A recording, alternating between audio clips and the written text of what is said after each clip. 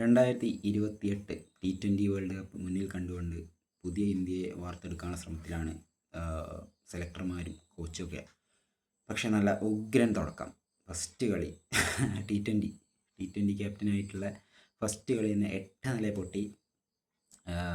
Captain Shreyas Iyer പുള്ളിക്കാരൻ്റെ first അരങ്ങേറ്റ മത്സരത്തിൽ തന്നെ, ക്യാപ്റ്റനായിട്ടുള്ള അരങ്ങേറ്റ മത്സരത്തിൽ തന്നെ ഇന്ത്യ പരാജയപ്പെട്ട്. അതും ചരിത്രത്തിലെ നാണം കെട്ട തോൽവി എന്ന് പറയാൻ കാരണം അയർലൻഡ് ഇതുവരെ ഇന്ത്യയെ ഒരു ഇൻ്റർനാഷണൽ മാച്ചിൽ തോൽപ്പിച്ചിട്ടില്ല.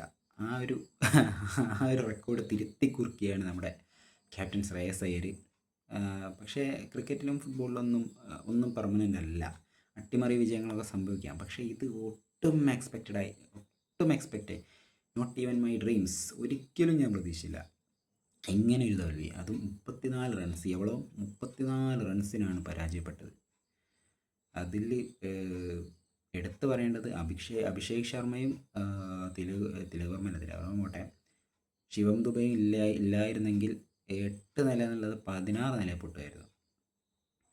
അഭിഷേക് ശർമ്മയുടെ 49 റൺസും ശിവം ദുബൈയുടെ 24-25 റൺസ് ഇല്ലായിരുന്നെങ്കിൽ 34 എന്നുള്ളത് ഒരു 80-90 റൺസ് ആവുമായിരുന്നു. എന്തായാലും ഗംഭീര തുടക്കം.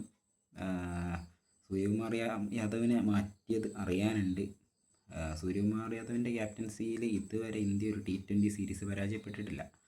പക്ഷേ ശ്രേയസ് അയ്യർ നല്ല ക്യാപ്റ്റനൊക്കെയാണ്, അതിനൊരു യാതൊരു തർക്കമില്ല. പഞ്ചാബിനെയും കൊൽക്കത്തയെ പുള്ളിക്കാരൻ കപ്പടിപ്പിച്ചിട്ടുണ്ട്, പഞ്ചാബിനെ ഫൈനൽ വരെ എത്തിച്ചിട്ടുണ്ട്. ഒരിക്കലും ശ്രേയസ് അയ്യരെ അണ്ടർ എസ്റ്റിമേറ്റ് ചെയ്തതല്ല.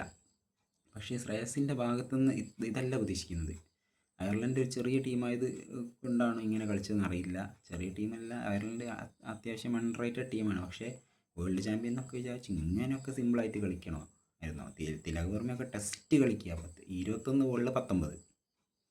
എന്തായാലും വൈഭവിൻ്റെ അരങ്ങേറ്റം അടുത്ത കളി പ്രതീക്ഷിക്കാം. കളി പൊട്ടിയല്ലോ, അപ്പം എന്തായാലും സെയിം 11 ഇറക്കാൻ സാധ്യതയില്ല അടുത്ത കളി. ഒന്നുകിൽ സഞ്ജുവിനെ കയറ്റിയിട്ട് മിക്കവാറും വൈഭവിനെ തന്നെ കളിപ്പിക്കാൻ സാധ്യതയുണ്ട്. പുള്ളിക്കാരൻ്റെ അരങ്ങേറ്റം നമുക്ക് അടുത്ത കളി തന്നെ എക്സ്പെക്റ്റ് ചെയ്യാം. എന്തായാലും ഇത് ട്രൂലി ഷോക്കിംഗ് ആയിപ്പോയി ഈ ഒരു പരാജയം.